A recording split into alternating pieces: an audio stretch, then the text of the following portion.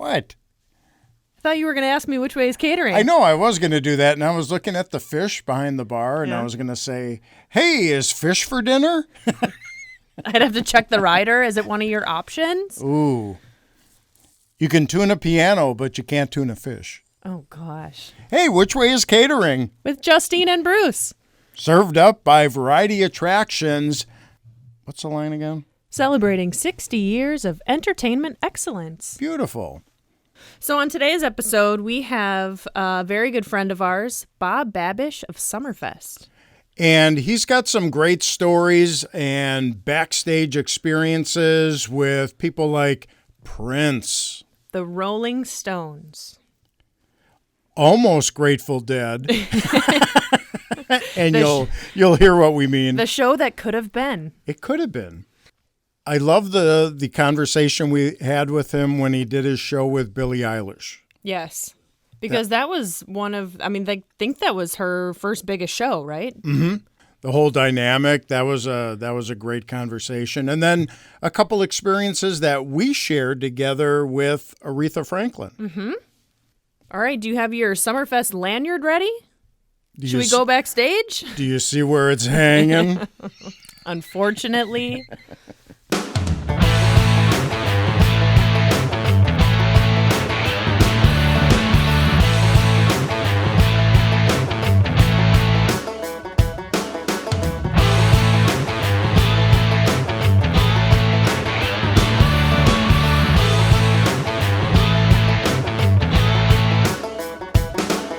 Now, hey there. Oh, hi. Hey there, ho there. Look at your headset. Everybody.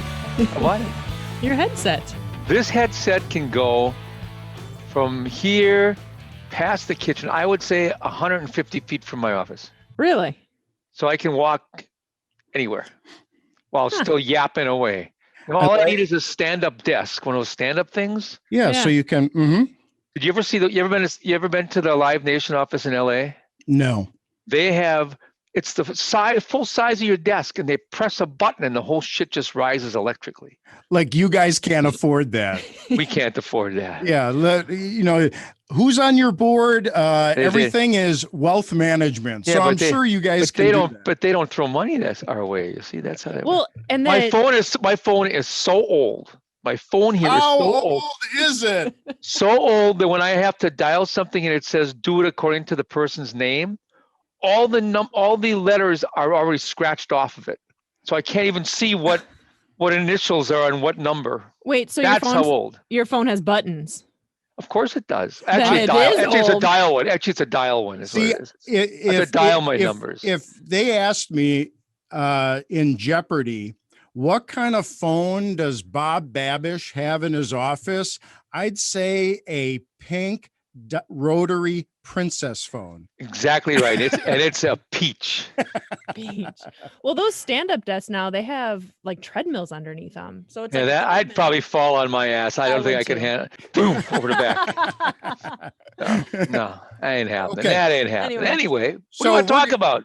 I'll go pour a drink first. Yeah, okay. Yeah, go right ahead. Welcome to another episode of Which Way Is Catering with Justine and Bruce. And today we have one of our favorite guests, because we've known him for a long time, Bob Babisch, Vice President of Entertainment at the world's largest music festival, Summerfest. Hey guys, how we doing? Beautiful sunny day. It is. Couldn't get nicer. Yeah. You gotta love when the snow's melting. That's right. So I wanted to start off this interview by, I sent you an email with a couple photos in it. And it was funny because Justine was looking at that stuff and she's like, how did those pictures come about? And the two pictures I sent Bob, which he responded with, ouch, was back in I think that was late 70s, early Ice Ages. Ice Ages. Yeah. There was a radio station in town that put together a album with local bands, and it was called the 93 QFM Hometown Album Project. And it had a great picture of the early days of Summerfest with the Milwaukee skyline in the background.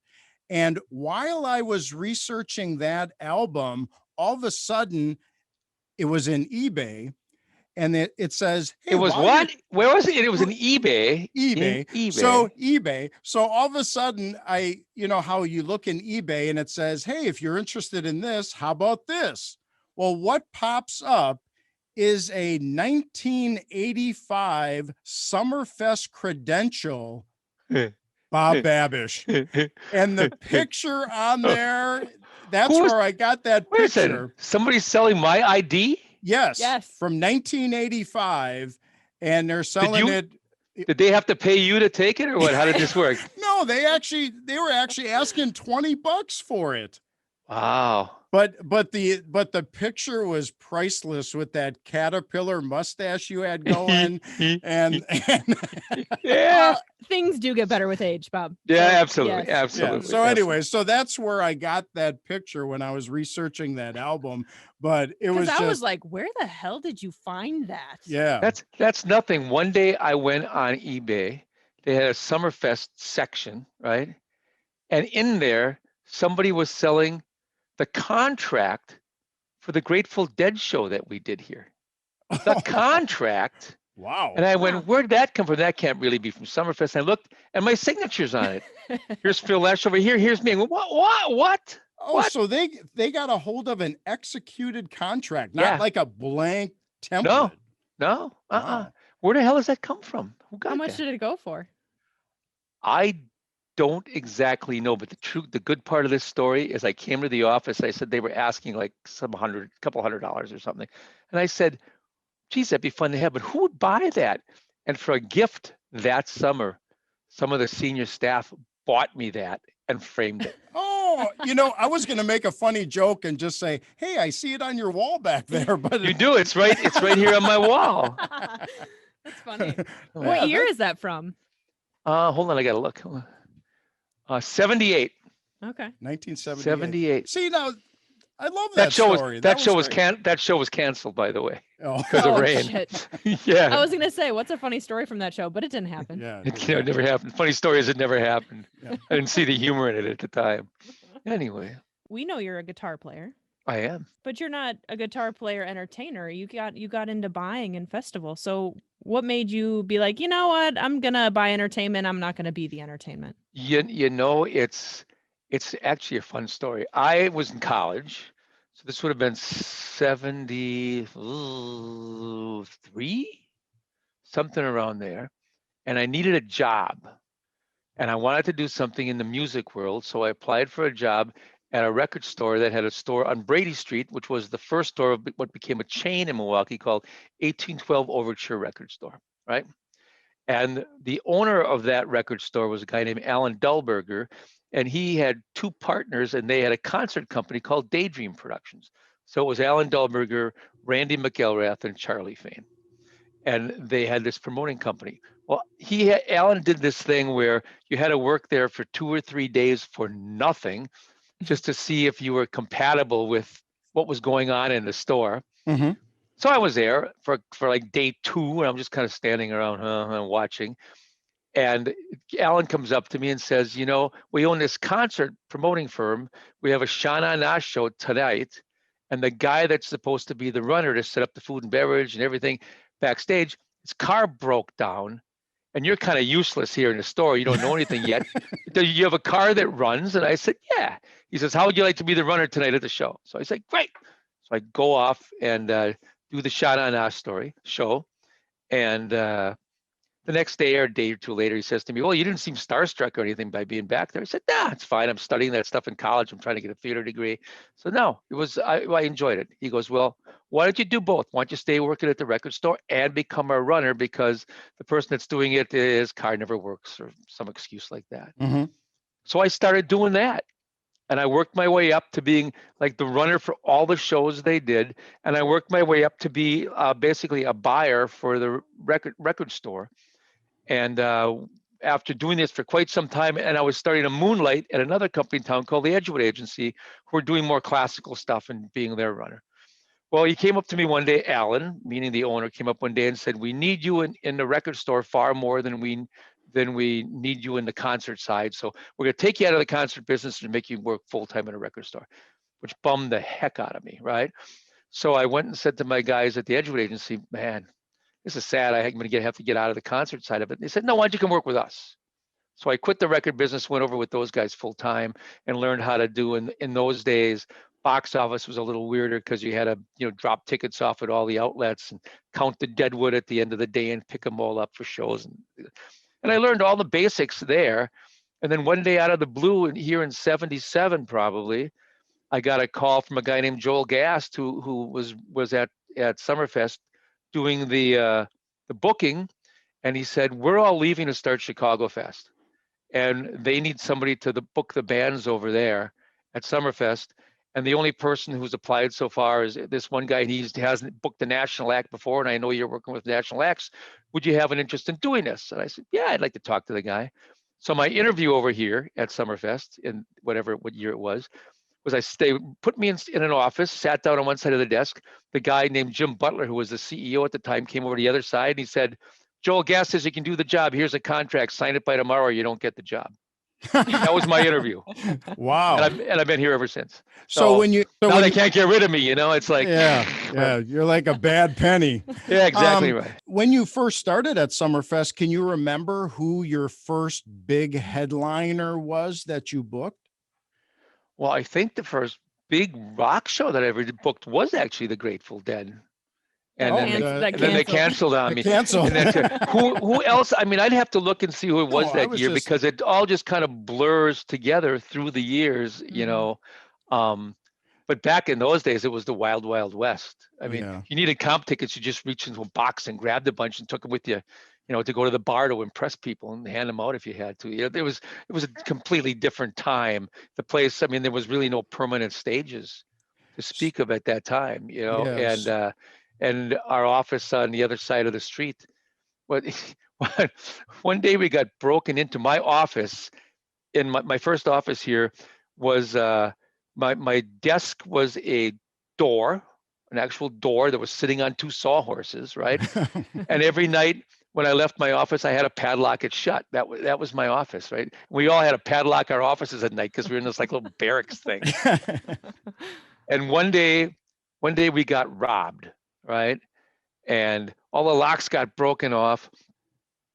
And I think I had a little, not a computer, but a calculator and some other stuff they took out of my office. So they'd taken a calculator and this and that. And one guy in the office had like this red leisure suit that he had hanging on a hook, and they even stole that. Ooh. Well, they caught the guy and they asked him about all the stuff. And he said, oh yeah, the calculator, I sold all that stuff off for some side money. The red leisure suit I had to give away and nobody wanted to buy that. I thought you were going to tell me, they caught him wearing the red leisure suit. Yeah, they knew it was him because he had it on. So when you were first starting out running bands in your own car, any great conversations with, some great acts during that time? Yeah, you always had conversations with people. I mean, it was also, there's a sad part about it. I mean, when I worked that one show, which was Sha Na Na, just a couple of days later, one of the guys in the band passed away. So so that was an early awakening to the concert business and what it is. But I enjoyed it. I learned that side of it, from the bottom. I mean, early on, I didn't like people hanging out backstage because they would come out and drink your beer that you just put on ice for somebody else, for the band or something. You Sure. learned the parts of it that you want it to be a business. And Alan and Randy McGilrath and Charlie Fain were great. It was a great way to learn. I learned a lot. I'm still very close with Randy. I mean, we still talk all the time, and he's retired now from Live Nation, but his son Ryan is still a fairly high up in the touring world at Live Nation. There was a lot of people. I was talking about this to somebody the other day. There were a lot of people that came out of that era. I mean, after Randy and Alan broke up, then Randy had people working for him like Bob Rue and Dan Brown. Bob Rue has gone on, as we all know, to be way up in the Live Nation world. Mm-hmm. Dan Brown is works with Metallica, does all their set designs, things like that. Allison Larkin became a big person in Live Nation Global touring. That happened. Brad Wavra's in touring. He worked with Joe and Leslie, who ran Alpine Valley, now run the Rave. So a lot of people came out of Milwaukee during that time and move forward in the business, which is great to see.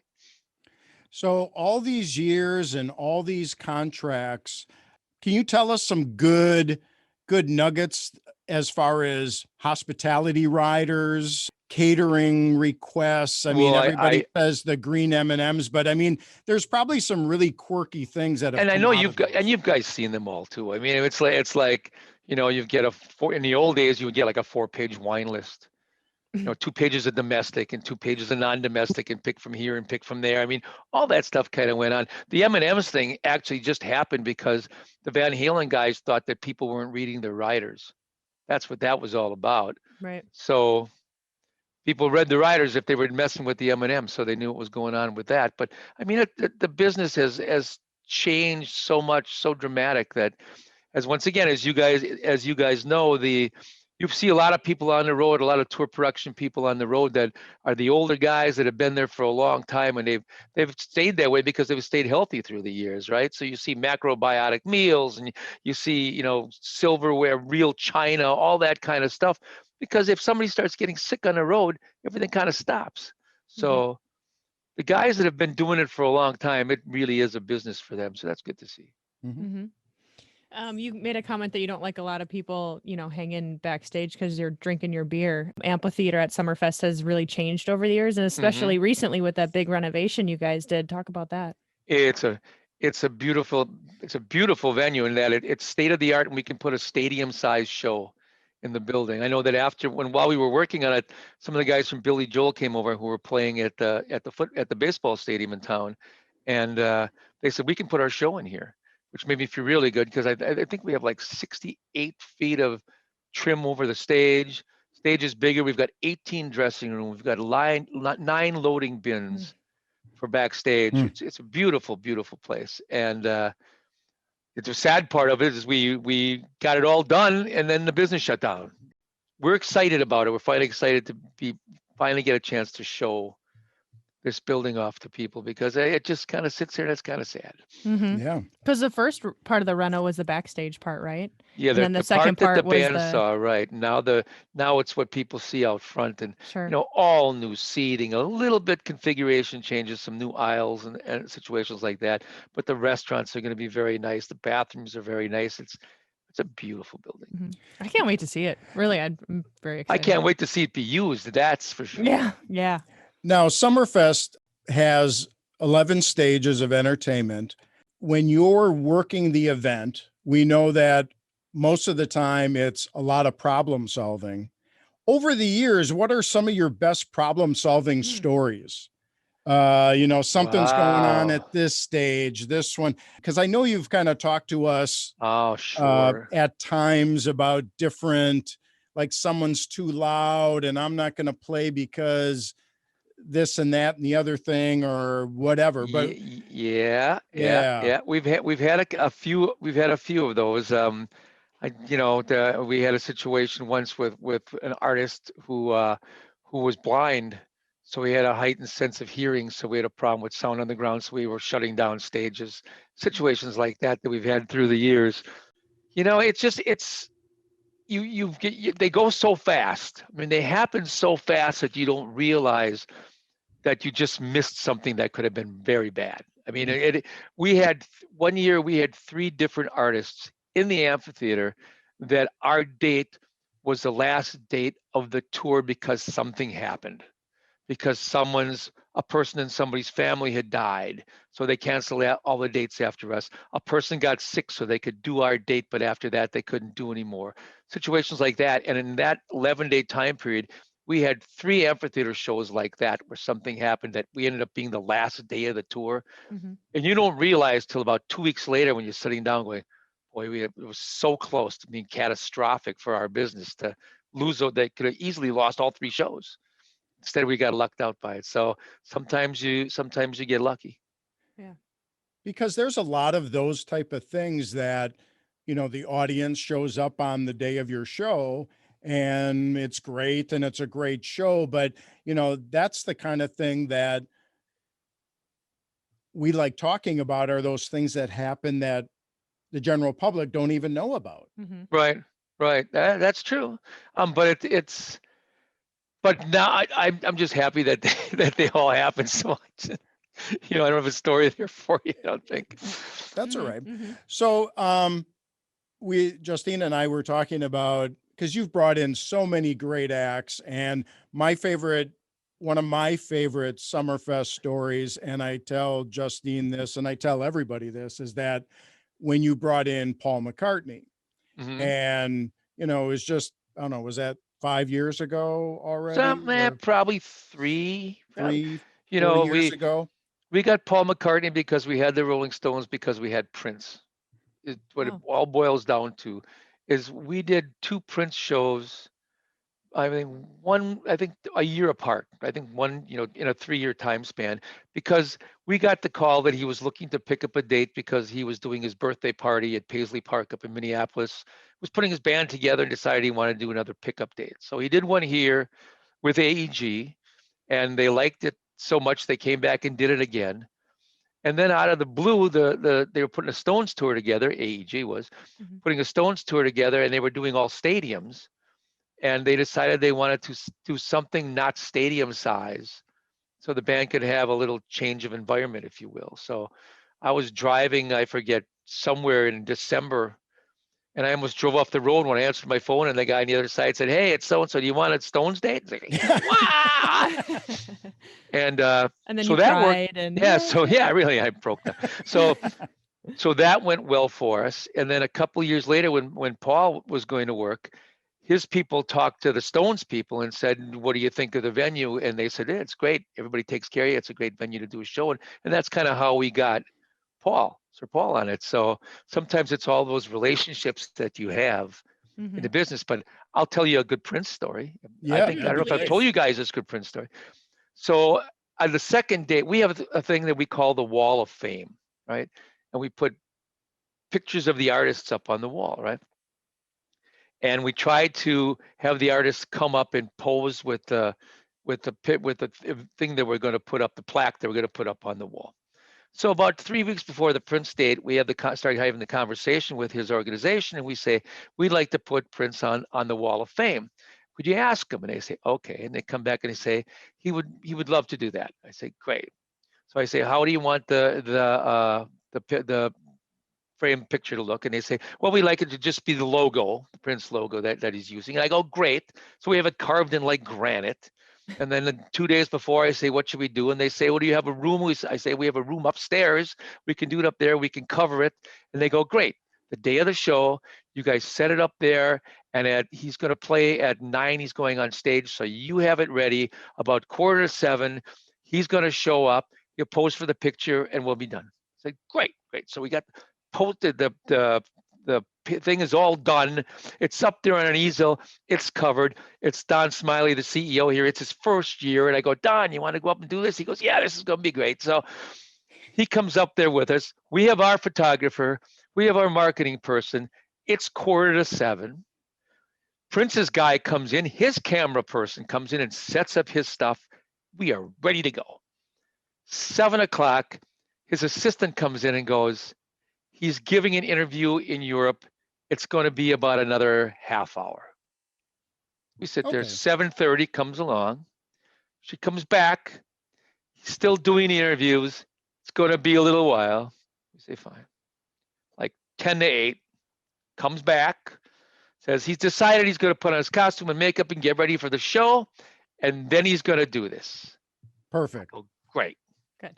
8:30, she comes back and goes, decided he's going to make a change in his costume, doesn't like what he's doing. So it'll be in a bit, like 9:00, 10 to 9. So now we've been there since 6:45, right?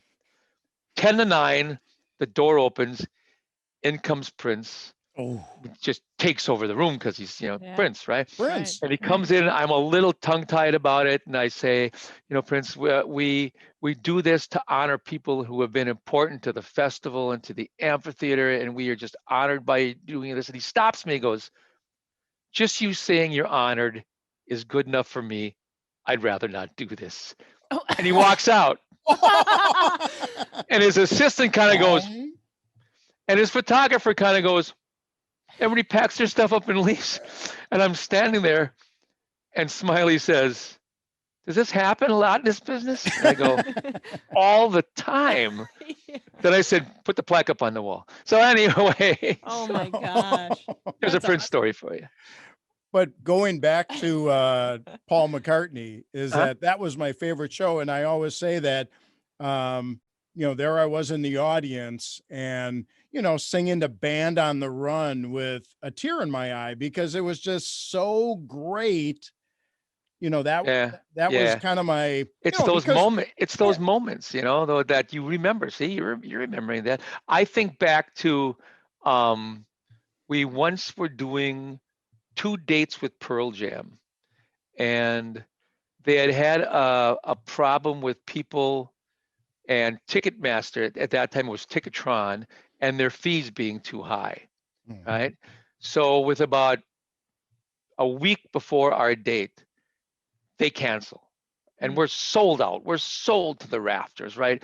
And they cancel, and we start begging basically and going to every outlet that's close to them and saying, guys, look, our ticket fees are nothing. We do this show for the people. We keep our ticket prices down. That's what it's all about. And we go through all the channels and beg and beg and beg. And like with 2 days before or something like that, they go, okay, we'll do your dates. So they come in and do those dates. And that first show, when I thought it was devastatingly gone, and the Mhm. lights go down and the people started to scream and the lights come up, that's the day I'll always remember. Remember. I mean, Mhm. that was like the day I didn't think we would have that show. And then they came back. They came back and played with Tom Petty, who Mhm. was, he played Summerfest more than almost any act. I think. I think he played here 9 times, 8, 9 times Mhm. through the years before he tragically passed. But those were magical days. I mean, those Mhm. are shows we all do this for the same reason. We all, all the headaches, all the bull, everything you put up with. It's when you're in that room and the lights go down and the band hits and the crowd goes out of their minds. Mhm. I mean, it sends a chill down your spine and you go, man, that is why we do what we do. So with kind of the Pearl Jam and your headliners, how far have you had to go? Because everybody knows that they all have a price and they quote you a number and it's routing and all of those kind of things. But sometimes it doesn't always go that smooth. And could you tell us about an instance where you really wanted to have X band at Summerfest and how far you went as far Hmm. as I had a band that should not be mentioned that's fine. that I wanted to play here, and they were the night before in Florida. Mm. And they said, well, I got 2 of these. I'll tell you another one. And they said, the only way we can make this is you have to get our band, our crew, and all our gear from Florida up to the show, and then get all our gear back for another show in Florida a day later. Hmm. So we didn't just rent a little Lear, we rented a cargo plane, a Wow. Oh my full gosh. cargo plane, so they could load all their gear down in the hold and had room for, I think we flew like 40 some people up here or something like that. Wow. So we Jeez. rented a cargo plane. We also one night had a band that had to get to New York for a show the next day. And in those days, there was an airline called Midwest Express, right? And we had chartered a plane that was going to leave Milwaukee at midnight so they could make it there the next day for their show. And the band left here and the show was great and everybody was in great spirits having the time of their lives. And we got to the airport and I got a call from a screaming tour manager, and it turned out that the airline or somebody had screwed up the flight crew Whoop. and they didn't have enough time for the flight crew to not work, so that flight crew couldn't take off, Mm. so they could not leave Milwaukee. Oh no. You got a band that's crazy. I think they had some TV that they were supposed to do in the afternoon or noon or something. You had a band that was crazy. You had a tour manager that was crazy. We were crazy. Everybody was all over the place. It turned out that they managed to get a crew for them at 6 a.m. So the band stayed in the airport, had to wait till they got the crew there, and the airline ended up getting a caterer to come on and put up a full breakfast station and a chef inside the plane to cook breakfast for everybody so they could. So I guess the famous Midwest Express chocolate chip cookies weren't really. Was not getting it done that day. And it was not getting it done that day. But things happen, Oh my things goodness. happen. So I think I'm right on this, but I think you're, along with the Pearl Jam moment, Yeah. I think probably one of your top, or maybe the top show you personally probably really wanted were the Stones. Yeah. Oh yeah. It was. I consider them, one of the greatest rock bands that ever played, if not the greatest rock band that ever played. So that was a moment for us and for the festival, Mhm. and it was interesting. I mean, these guys hung around all day. They got there and just kind of hung out, So it wasn't what I thought it was going to be like. I mean, these guys are they that date didn't have a lot of set. It was just music, and it Mhm. was like 2.5 hours of pure energy. So yeah, those are the kind of band and those kind of moments you just live for. Because you opened the festival a day early to accommodate that show, right? Yeah, Yeah. we did, and it was great. Couldn't be happier with the way that turned out. Yeah. I mean, what's Mick Jagger eating backstage? You know, Is I he like can't a no, I'll just take a tea guy, or is he like? I cannot remember exactly what that was, but I had a chance to meet him, and he was very, very pleasant. It was really Yeah, nice. see, we have a story similar to that, not at the level of the Stones, but it was with Alice Cooper. Oh yeah. Uh-huh. And we booked an Alice Cooper date, and Hall of Famer, and all of that. And we were, I was really hoping that the day would be great. And like you, when we had a chance to meet Alice Cooper, it was everything and more. Did you get to play golf? No, He Yeah. did. we're working. Yeah, we were working. We were working. Yeah, Bob. I don't Come get to on. play. I always find a place for him to play because a lot of people like to play golf on the road, Yeah. But Well, when I we- mean, he was like rep for Callaway for a long time. I know Yeah. that for Callaway Golf. So yeah. But Bruce, do you remember when we did meet him? He asked me if I played golf. Yeah. Because I think it might have been my shirt that I was wearing, because it was like, one of those half zip pullovers. Uh-huh. And he was like, "Oh, you must play golf." Eh. Very badly. He Alice play- Cooper, but He thank you. plays almost every day, I think, when he's on the road. Yeah. Something like that. So that, yeah. Yeah, he was very sweet. You're a nice guy. I mean, Mhm. you talk about somebody who's been in the trenches, right? He's been Yeah. in the trenches through the years. Right. And easily he could be a total jag, over the years, Right. but he was a sweetheart. Have you watched the Billie Eilish thing on Apple TV? I have not. I really enjoyed watching that. Mhm. I kind of like the whole songwriting process of her and her brother In the bedroom. but I really like the way her and her brother work together. I really like I it. think Phineas is the star of that family, actually. Yeah. I felt kind of bad because part of the deal, I mean, when we did that show, they were just babies, right? They had never done anything. Mhm. And it was like, okay, we're going to come into this space. And they're going, well, we have sound and lights? Yeah, don't worry about that. You're going to have sound and lights. And then it was, can we put up our set? We have to put up our set. And I'm going, well, I don't know. And I'm thinking it's going to be 10 trucks kind of a set. And they go, we have to have our set. We want the date bad enough. We go, okay, you can have a set. And it's like it's this little platform that goes up and down. I'm thinking, it's like half a truck back there. It's not a problem with that. But then Phineas had to have 45 minutes. He was the opening act, and he had to have 45 minutes. And after 20 minutes, he realized this is not working, and he left. He quit. He got off the stage, and they did their break, and then he comes out because the band really is Phineas and one other guy. I mean, that's Mhm. the band and Mhm. her, right? So he came out and did that part, but he wasn't upset. He got it, Hmm. But he did 20 minutes and he yelled. I mean, nobody was listening to him. Sure. Nobody was. Because Aw. at that time, I don't think those kids in the audience even knew that Phineas existed. I don't Oh, think they correct. knew that I don't think Yeah. they knew he wrote all stuff. Now they all do. But Right. I don't think when that happened, I don't think they knew that he was even a part of it. I couldn't even pronounce his name when it started. Is it PH? Phineas. I got Well, it. you know what? You would probably know it if you had young kids like I did, and there was a show called Phineas and Ferb. They spell it the same way. Yeah. PH.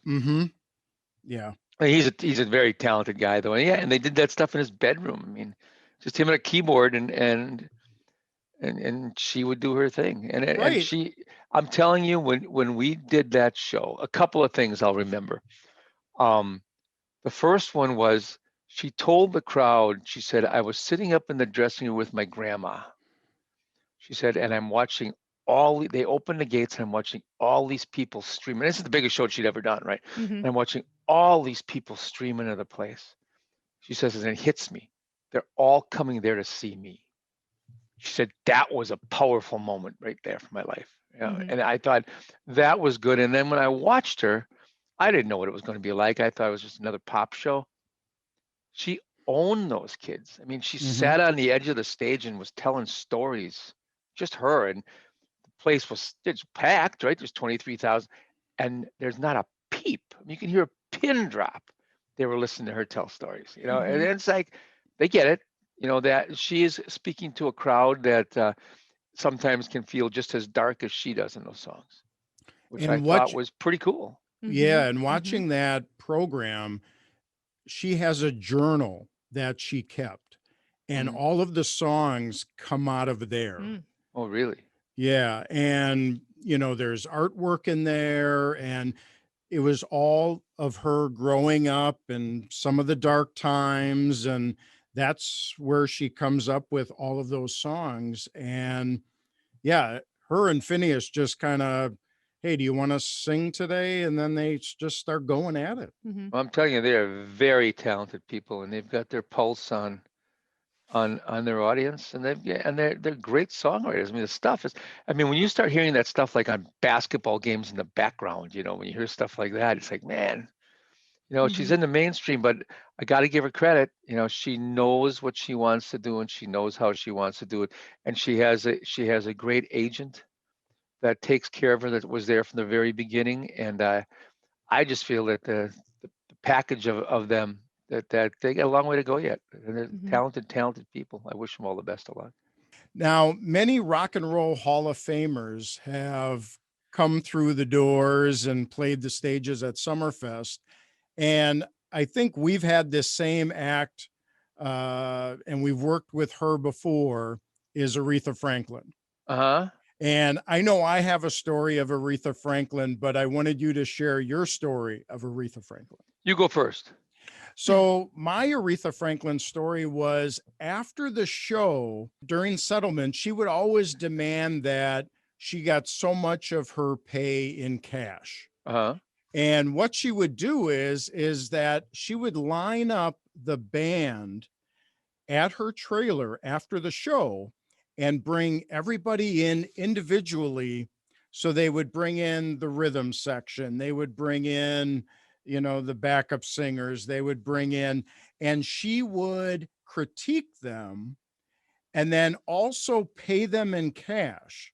So I was backstage while they were all lined up, ready to get paid or critiqued. And I was talking to one of the guys, and I'm asking him what's going on. And he kind of told me what was going on. And he said, yeah, this is the time when you get paid, and then if you get to go on to the next show or you get fired. And I'm like, really, get fired? He's like, yeah, I've gotten fired by Aretha at least a dozen times this year. And that's what she did after the show. It probably took a good hour to critique everybody, pay them. Well, my story is not much different. My story was, you had to pay Aretha half in cash and half in check, and you settled with Aretha. Now, my settlement was done before the show. So I got a call in the afternoon, and the tour guy said, you'll be settling with Aretha tonight. And I laughed, and he said, no, you settled. And you must know this. You settle with Aretha. So I knock on the door, and the big security guy comes out and lets me into the dressing room and stands outside the door, and I sit in a chair, and in comes Aretha, sits down on the other side of a table, takes all the stacks of money that you're paying her with, and she starts counting, have a conversation with you. Nice day. Things are good out there. Huh? I think we're going to have a big crowd. Well, she counts all the money, then she stacked it all up. Then she took the check and she shook my hand and said goodbye. I gave her all the stuff. She put it in a big bag that she had, like a carry satchel. And I left, and the security guy did, and I watched, and the show started, and she came out with the security guy. She had her satchel, and she gave it to him, and he stood on the side of the stage. And when the show was over, he came over, he gave her the satchel. She walked off stage. And then about 3 months later, I got a call from the agent, and he said, "Do you remember that check that you wrote Aretha?" And I said, "Yeah, this is the old days, right?" I said, "Oh, yeah." And he said, "Well, if you could do us a favor, if we send you it back because it expired, can you send another check?" And I said, "Sure." "Well, what happened?" He goes, "Well, she was cleaning out her purse yesterday, and she found it crumpled up in the bottom of her purse." So, hey, kind of the same story you have, though. Yeah. She paid her in cash, too. Yeah. She sits and she counts with you. It's great. It was but great. Settled with her, not her people. Yeah. It was And You that settled with her? actually, as you know, I mean, certain things set the tone for the day, and little things can really set the day on a horrible note, and then the rest of the yeah. day is just terrible. Oh, yeah. Remember, she was playing a fair before we had her at our event, and they forgot, or I don't know how it happened, but when Aretha arrived there, they didn't have cash for her. That did Oh. not sit well. That's not going to happen, right? Yeah. So then the Yeah. rest of the day was just rough. as Uh, all get yeah. out.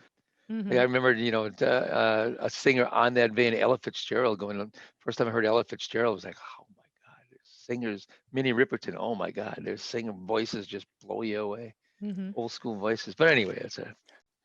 Well, thanks for your time, Bob. Thank and you guys. Take good care of yourselves. all right. See ya. Have a good weekend. See you Yep. guys. See Bye. Thank you. ya. Bye.